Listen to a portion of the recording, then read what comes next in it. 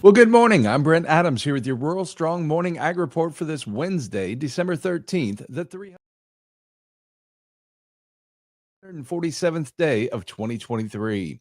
Leading off the headlines this morning, Senators Chuck Grassley, Joni Ernst, and Tammy Baldwin are leading a bipartisan push to shed light on market factors driving the cost of fertilizer. Iowa Republicans Grassley and Ernst, along with Wisconsin Democrat Baldwin, have introduced the Fertilizer Research Act. The legislation would require the Department of Agriculture to study competition and trends in the fertilizer market to determine subsequent impacts on price. Grassley, fertilizer being one of the ag industry's highest input costs, it's problematic farmers have such a limited window into market fluctuations. Within 1 year of the bill's passage, the U.S. Agriculture Secretary, in consultation with the Economic Research Council, would be required to issue a report on USDA's website regarding the U.S. fertilizer industry. The report would include a description of impacts on the fertilizer market that influence price, market trends in the past 25 years, and impacts of anti-dumping and countervailing duties, among other research items.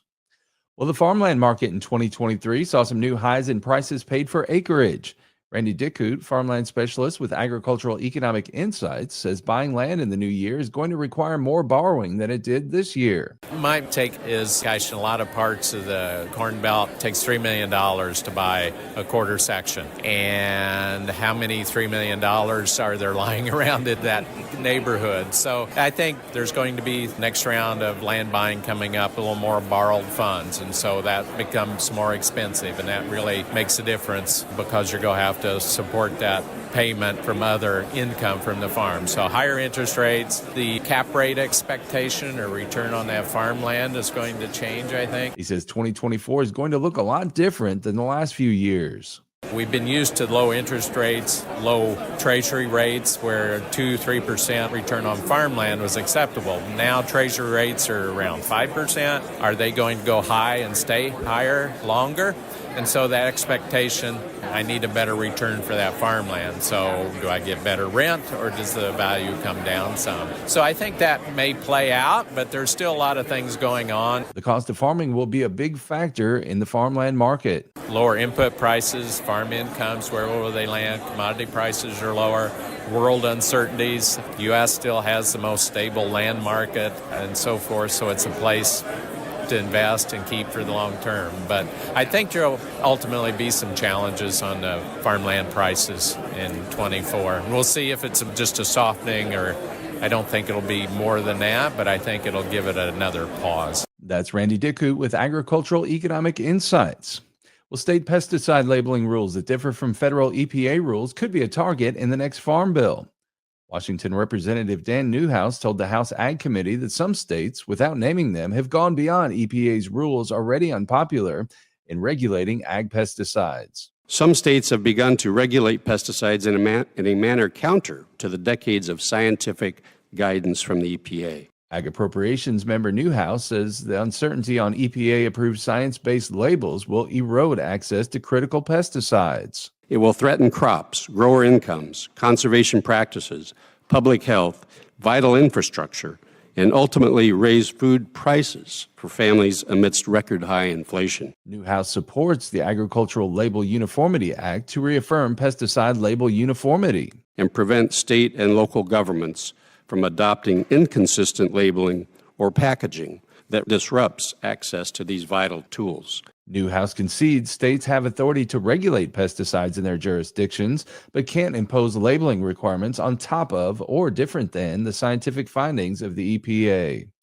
Well, export prospects for corn seem to be improving.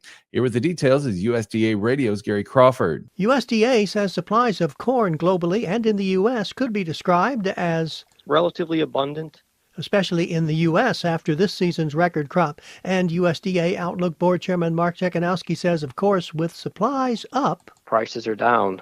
USDA forecasting a season average price 26% below last year at only $4.85 a bushel. Mark says there is one good thing that you can say about the lower price. That makes us competitively priced on export markets.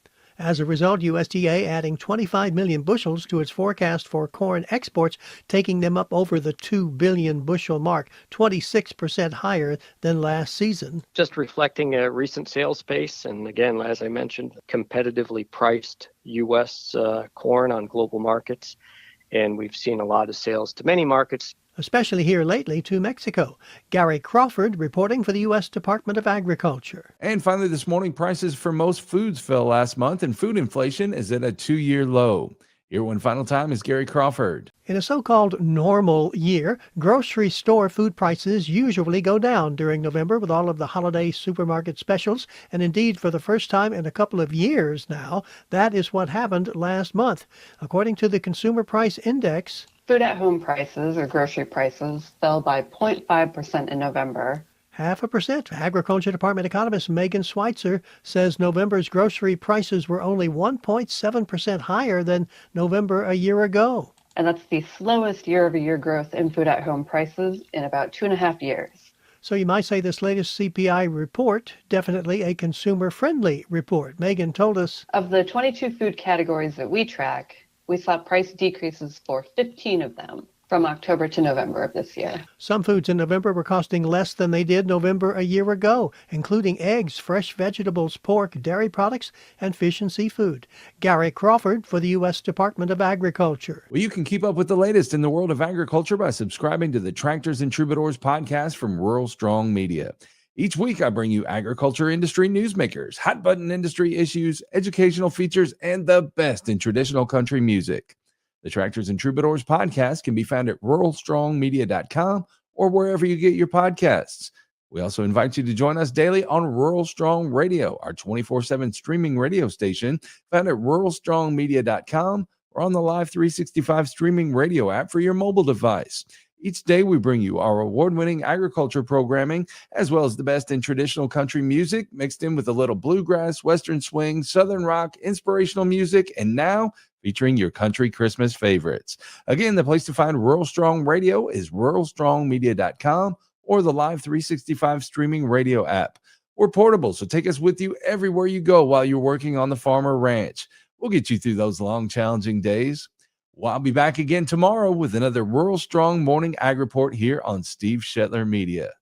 Make it a great day, everybody.